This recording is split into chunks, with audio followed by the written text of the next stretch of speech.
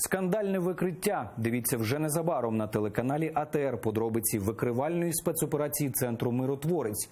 Співробітники організації створили цілу мережу віртуальних рекрутингових агентств для начебто найму потенційних кілерів для роботи у приватній військовій компанії «Вагнер», збройній структурі так званого кухаря Путіна Євгена Пригожина, що бере участь в найзапекліших військових конфліктах по всьому світу, в тому числі на українському Донбасі та Криму.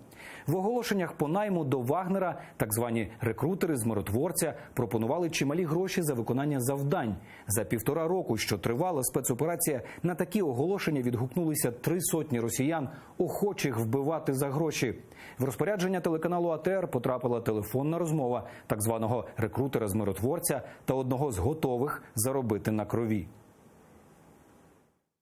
Моделируем ситуацию выполнения задания. Установлено местонахождение одного из лидеров украинского сопротивления крымского татарина, члена запрещенной организации «Меджлис». Объект должен быть доставлен на подвал для проведения соответствующих силовых мероприятий с целью пресечения дальнейших действий. Приказ должен быть выполнен секретно, без свидетелей. Право на применение оружия предоставлено вам до начала операции. Ваши действия.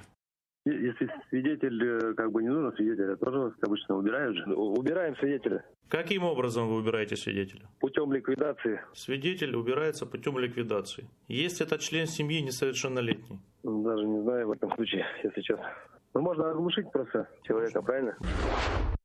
Эту оскотиненную российскую глистомассу, которая готова убивать людей, интересовало только одно – деньги. И, конечно же, не кинут ли их с оплатой. Каждый из них давал дополнительную информацию о еще 5-6 особях из своего стада.